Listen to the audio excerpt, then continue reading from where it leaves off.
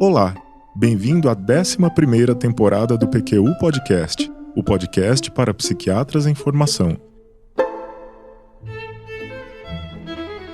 Aqui é evidência com opinião. Eu sou o Thiago Dornella Apolinário e é uma satisfação tê-lo como ouvinte.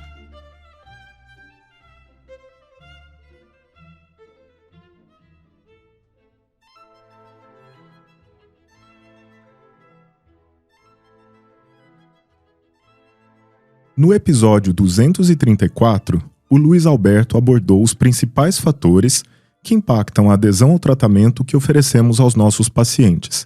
Nas palavras dele, de nada adianta diagnóstico preciso e correta prescrição de tratamento medicamentoso se ele não for realizado como se deve. Na mesma semana em que esse episódio foi publicado, recebi uma paciente em quadro depressivo que logo em sua primeira consulta já trazia o seguinte aviso: tenho medo de remédio para depressão. Ao investigar quais eram exatamente as informações, preocupações e crenças em relação ao uso de psicofármacos que ela tinha, chegamos a alguns pontos, que percebo serem dos mais frequentes na prática clínica. Medo de desenvolver dependência, medo de se sentir dopada, anestesiada, sem reação ou apática. E, por fim, medo de perder a libido. Esta última preocupação se relacionava com a história clínica da paciente. Vinda de uma família religiosa com pais rígidos, num contexto de forte repressão sexual, casou-se cedo com o primeiro namorado e teve dificuldades para se sentir confortável em sua vida sexual, o que, segundo ela, trouxe prejuízos, conflitos conjugais, fato que, inclusive, ela tinha como um dos estressores que contribuíram na gênese do quadro depressivo atual. Ela, sim, resumiu: agora que está melhor, não quero problemas nesta área. Imediatamente fiz a associação com o tema daquele episódio e pensei: se este tópico não for levado em conta, as chances de abandono do tratamento são mesmo grandes. Mas como abordá-lo com o paciente? Você, psiquiatra em formação, em sua anamnese, dedica alguns minutos para abordar a função sexual de seus pacientes? Conversa sobre a disfunção sexual como possível efeito adverso do tratamento? Acredita que mencionar esses efeitos pode deixar o paciente sugestionável? Orienta o seu paciente a não ler bula e acredita que ele não o fará e se esquiva de abordar os possíveis inconvenientes do tratamento ou reserva alguns minutos de sua consulta para conversar sobre esse tema? Nesse episódio, vou apresentar e desenvolver alguns aspectos da avaliação da função sexual na primeira consulta e nas subsequentes. Mas antes, quero lembrar que o PQU Podcast é uma iniciativa independente, bancada pelo Luiz Alberto Etten e pelo Vinícius Guapo, com a qual a Maria Clara Faleiros e eu sentimos-nos honrados em colaborar. Aqui trazemos para você, psiquiatra em formação, evidências e opiniões que possam ser úteis em sua prática clínica para você escutar onde e quando preferir. Sexo é imaginação, fantasia. Amor é prosa, sexo é poesia. Antes de falarmos das disfunções sexuais, pensei que seria importante falar da resposta sexual humana. Desde 1980, a Associação Psiquiátrica Americana, APA, adota o modelo de ciclo da resposta sexual de Masters e Johnson, elaborado na década de 60 e modificado nos anos 70 pela psiquiatra norte-americana Ellen Kaplan. Ele é constituído por 4 fases: a do desejo, que inclui fantasias e interesse na atividade sexual; a da excitação, caracterizada por percepção subjetiva de excitação e pelas mudanças fisiológicas associadas; ativação autonômica, ereção no homem ou vasocongestão vulvovaginal e lubrificação na mulher; a do orgasmo, o clímax do prazer, com contrações da musculatura do assoalho pélvico e, no homem, acompanhada pela ejaculação; e a de resolução, caracterizada por sensação de bem-estar geral, relaxamento muscular e retorno às condições fisiológicas anteriores ao início da atividade sexual. A resposta sexual tem base neurobiológica, envolvendo complexa interação de fatores neurológicos, psicológicos, hormonais e vasculares, comandados em nível central. O hipotálamo, sistema límbico e o córtex são as principais áreas cerebrais envolvidas. O processamento dos estímulos sexuais pelo sistema límbico sofre influências de natureza central, os processos atencionais, motivacionais, cognitivos e memórias, e periférica. Hormônios e neurotransmissores modulam essas influências numa atuação sinérgica entre os hormônios sexuais, o sistema hipotalâmico hipofisário adrenal e o sistema nervoso autonômico. Dele resultam feedbacks, confirmatórios ou inibitórios, para a deflagração das sucessivas fases da resposta sexual.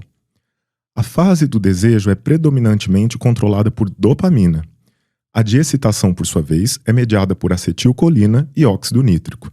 O orgasmo envolve participação da serotonina, noradrenalina e prolactina e está associado à liberação de ocitocina. Finalmente, cabe dizer que testosterona é o hormônio androgênico responsável pela motivação sexual, em homens e mulheres. Observe que os neurotransmissores envolvidos no funcionamento sexual são justamente os implicados na fisiopatologia e no tratamento farmacológico das grandes síndromes psiquiátricas. Para o psiquiatra em formação, vai aqui uma dica para guardar. A ativação do sistema dopaminérgico central favorece todas as etapas da resposta, ao passo que a ativação de receptores 5-HT2 prejudica todos os estágios da resposta sexual. Agora sim, podemos avançar para o conceito de disfunção sexual. Ela é definida pelo prejuízo do indivíduo em desempenhar o ato sexual de forma satisfatória para si mesmo, para a parceria ou para ambos. Tal dificuldade deve ser persistente e recorrente na maior parte das ocasiões de atividade sexual, sendo vivenciada com sofrimento clinicamente significativo por pelo menos 6 meses. Para que o psiquiatra consiga localizar a queixa do paciente, é útil ter em mente que as disfunções sexuais resultam de inibição, bloqueio ou exacerbação de uma ou mais etapas do ciclo da resposta sexual. É com base nesse modelo que os dois sistemas diagnósticos, DSM-5 e CID-11, categorizam as disfunções sexuais como sendo do desejo, da excitação, do orgasmo ou ainda como dor no intercurso. Falando primeiro sobre a fase do desejo, as disfunções podem ser relacionadas à sua falta ou ao seu excesso. O transtorno da compulsão sexual, também chamado de transtorno do impulso sexual excessivo, era classificado como um transtorno sexual até a CID-10. Porém, na CID-11 entra no capítulo dos transtornos de impulsos e não da sexualidade, sendo caracterizado por inabilidade persistente em controlar os impulsos e excitações sexuais intensas e repetitivas, resultando em comportamento sexual recorrente e que não pode ser melhor explicado por uma condição psiquiátrica, por exemplo, um episódio maníaco, ou ainda o uso de substâncias. Por sua vez, o desejo sexual hipoativo é caracterizado pela ausência ou redução do desejo ou motivação para se envolver em atividade sexual, manifestando-se por 1. Diminuição ou ausência de desejo espontâneo, manifestado por pensamentos ou fantasias sexuais. 2. Redução ou ausência da resposta a sugestões e estímulos eróticos. Ou 3. Incapacidade de manter o desejo ou interesse na atividade sexual, uma vez ela iniciada. As disfunções relacionadas à fase da excitação compreendem a disfunção da excitação sexual feminina e a disfunção erétil. Na 5ª edição do DSM de 2013, o desejo sexual hipoativo e o transtorno da excitação sexual feminina foram agrupados em um único diagnóstico, o transtorno do interesse, excitação sexual feminino, com base em dados epidemiológicos que apontam para a frequente associação entre os dois diagnósticos. O grupo de trabalho da área das condições relacionadas à saúde sexual da CID-11, no entanto, não tomou o mesmo caminho e manteve a distinção entre eles. As dificuldades relacionadas ao orgasmo, sejam retardo, redução acentuada da frequência, ausência ou redução da intensidade das sensações orgásmicas na mulher, se agrupam sob o nome de transtorno do orgasmo feminino, no DSM-5, e anorgasmia, na CID-11. Também de acordo com a CID, as disfunções do orgasmo masculino compreendem, além da anorgasmia, as disfunções ejaculatórias, em que há a percepção subjetiva de que o tempo até o orgasmo é muito curto, ejaculação precoce, ou prolongado, ejaculação retardada. Aqui temos uma diferença sutil em relação ao DSM-5, que não traz o diagnóstico de anorgasmia, classificando-a como uma das formas de apresentação da ejaculação retardada. Uma outra distinção entre os sistemas diagnósticos tem a ver com a ejaculação precoce. O DSM-5 estabelece o tempo de aproximadamente 1 minuto após a penetração, ao passo que a CID considera apenas a experiência subjetiva de latência reduzida, com resposta sexual insatisfatória na maior parte das vezes. E, finalmente, as condições associadas à dor são classificadas como transtorno da dor gênito-pélvica e penetração, no DSM-5, e transtornos sexuais dolorosos, na CID-11. Estas classificações incluem as antigas nomenclaturas de dispareunia psicogênica, dor durante a relação sexual sem causa orgânica identificada, e vaginismo, contração involuntária dos músculos impossibilitando a penetração, compreendendo também os aspectos subjetivos de medo e ansiedade relacionados à penetração. As disfunções sexuais podem ser classificadas como primárias, acompanhando o indivíduo ao longo da vida, desde as primeiras experiências sexuais, ou secundárias, quando se manifestam ou são adquiridas após um período de funcionamento sexual adequado. Podem também ser generalizadas, presentes sob quaisquer circunstâncias, ou situacionais, surgindo apenas em determinados tipos de estimulação, contextos e/ou parcerias. O nosso ouvinte pode agora estar se perguntando, mas como investigar queixas sexuais? Qual a melhor forma de fazê-lo? Aqui vão algumas perguntas que podem ajudar a abrir esse campo da entrevista, começando com uma pergunta aberta, mais geral, para depois caracterizar melhor, muito em função de como o paciente reagir. Por exemplo, você tem alguma dificuldade sexual? Se sim, isso lhe incomoda? Em caso afirmativo, a investigação pode continuar com as seguintes perguntas. Se incomodaria em dizer em que consiste essa dificuldade? O que você não sente? Não tem desejo sexual? Isto é, fantasias, pensamentos, vontade ou impulso sexual? Não excita? Isto é, não tem ereção ou lubrificação? Ou ainda não se sente excitado ou excitada? Não consegue chegar ao orgasmo, isto é, o prazer máximo nas relações sexuais? Após a avaliação das etapas da resposta sexual, podemos avaliar a presença de dor, as dificuldades em manter a concentração nos estímulos sexuais e a satisfação sexual em geral. Você sente dor na relação? Consegue se envolver sem se distrair durante a relação? Você está satisfeito ou satisfeita com sua vida sexual? Frequentemente, os pacientes se referem às dificuldades sexuais como falta de libido ou falta de prazer, mas é importante averiguar qual é o significado atribuído a estas expressões, que podem denotar diferentes aspectos da resposta sexual. Outra pergunta que tem implicações na elaboração do diagnóstico: esta dificuldade acontece sempre ou apenas em algumas ocasiões?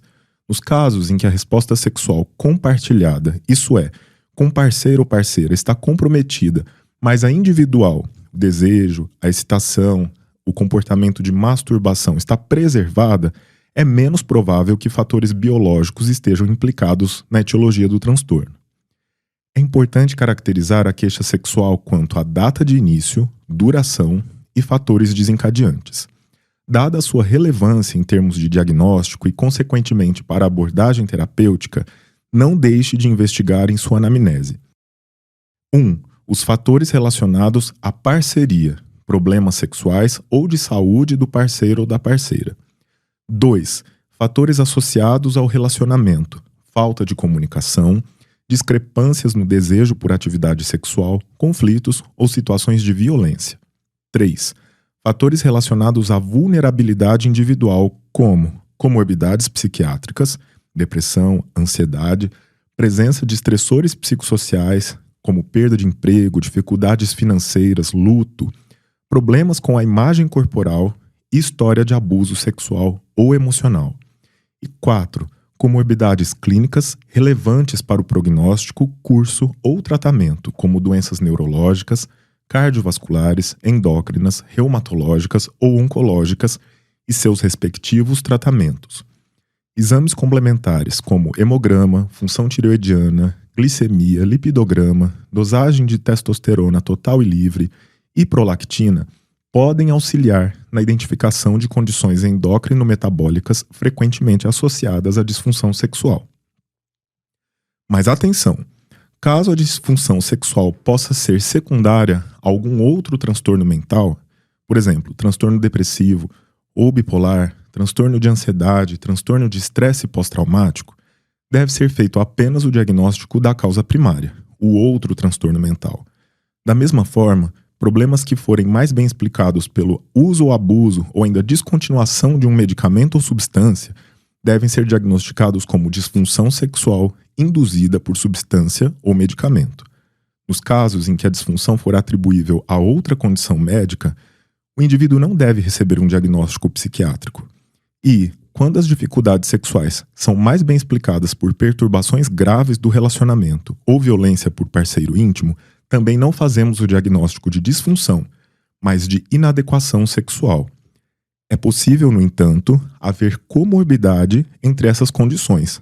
Também é possível e frequente realizarmos mais de um diagnóstico de disfunção sexual quando mais de uma etapa da resposta sexual esteja comprometida. E, em muitos casos, não conseguiremos estabelecer relação etiológica precisa. Para finalizar a etapa da avaliação, sobretudo de pacientes que relatem dificuldades sexuais ao longo da vida, vale a pena ter em mente que será muito importante em algum momento do segmento explorar como se deu a construção da sexualidade. Quais são as crenças, os valores e os tabus com relação à vivência da sexualidade? Como foram desenvolvidas as noções de afeto, confiança e intimidade em suas primeiras relações? Que informações recebeu sobre o tema na infância e na vida adulta? Havia diálogo em casa ou o assunto era evitado ou até mesmo proibido? Como foram as suas primeiras experiências sexuais, tanto individuais quanto compartilhadas? Há história de violência física ou sexual na infância?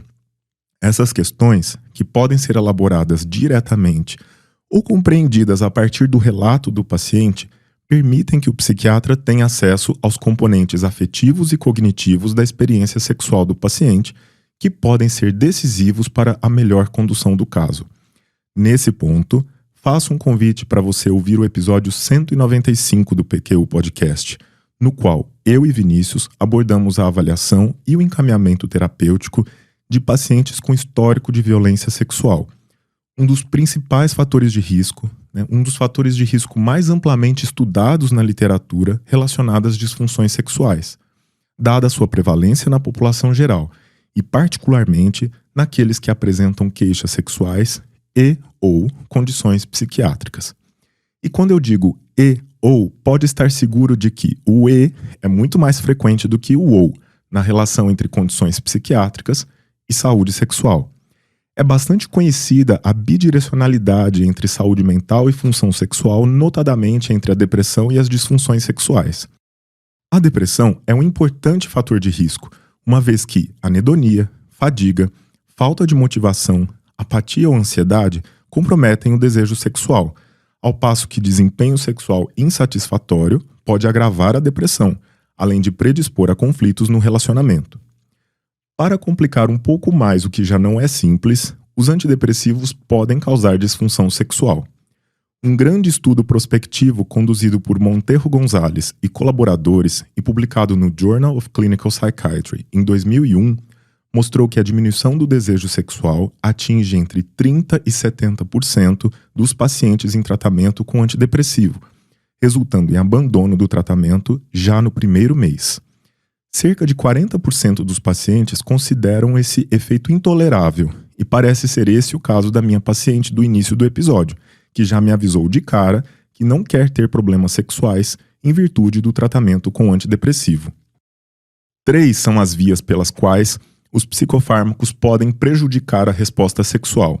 O primeiro é pela sedação, ação inespecífica que pode ocorrer com medicamentos de diferentes classes. O segundo, por ação hormonal, pelo aumento da concentração plasmática de prolactina, a qual inibe vários mecanismos centrais da resposta sexual. E o terceiro, pela ação específica sobre neurotransmissores diretamente implicados na orquestração da resposta sexual, tanto em nível central quanto no sistema parasimpático. A disfunção sexual causada por antidepressivos está relacionada ao bloqueio dos receptores 5-HT2 como adiantei no início desse episódio, embora essa não seja a única possibilidade. O bloqueio estaminérgico, por sua vez, prejudica a ereção e a lubrificação, e o aumento da transmissão alfa-2 adrenérgica diminui a excitação. Apesar de serem comumente associados aos antidepressivos, vale lembrar que as disfunções sexuais também podem ser consequentes ao uso de antipsicóticos, estabilizadores de humor, benzodiazepínicos e outros hipnóticos, além do uso de álcool e outras substâncias pela interferência na neurotransmissão por variados mecanismos. O estudo de Monteiro Gonzalez, aquele de 2001, acompanhou 1.022 pacientes e encontrou maior incidência de disfunção sexual entre os antidepressivos, inibidores seletivos da recaptação de serotonina e duais, variando entre 57% e 72%. Outras classes de antidepressivos foram associadas a menor incidência de efeitos adversos sexuais. Com bloqueadores 5-HT2, a incidência variou entre 8% e 24%, e com IMAUs, em torno de 4%. Uma meta-análise publicada no Journal of Clinical Psychopharmacology por Serete e Chiesa apontou que citalopram, fluoxetina, paroxetina, sertralina e venlafaxina apresentam maior probabilidade de induzir disfunção sexual, com prevalência entre 70% e 80%. Fluvoxamina, escitalopram, duloxetina e imipramina estão associados a menores índices de incidência, entre 25% e 45%, mas ainda superiores à do placebo. Finalmente, amineptina, agomelatina, bupropiona, mirtazapina, nefazodona tiveram as menores taxas, entre 5% e 25%. Apesar de ser uma das principais causas de abandono de nossos tratamentos, a disfunção sexual é pouco investigada. Não deveria ser assim, pois veja, apenas 36% dos pacientes deprimidos referem espontaneamente suas dificuldades sexuais, mas quando investigados ativamente pelo clínico, 65% se queixam de alguma dificuldade sexual. Outro dado relevante é o de que apenas 14% dos pacientes em uso de antidepressivos se queixam de disfunção sexual por eles induzida, enquanto 58% confirmam a presença de disfunção quando são interrogados. Se o tratamento antidepressivo adequado não for realizado pelo tempo e pela dose necessários, aumentam os riscos de recaída ou recorrência, além de manutenção da disfunção sexual. Considerando a elevada frequência de disfunção sexual induzida por antidepressivos, a baixa frequência de queixa espontânea e o impacto na adesão ao tratamento, espero tê-lo convencido da importância de pesquisar a disfunção sexual, tanto no início do tratamento quanto no segmento, e orientar quanto aos seguintes pontos. Primeiro, a recuperação da depressão deve ser prioridade, estando associada a melhor funcionamento social, ocupacional, redução do risco de recorrências e a melhora da função sexual.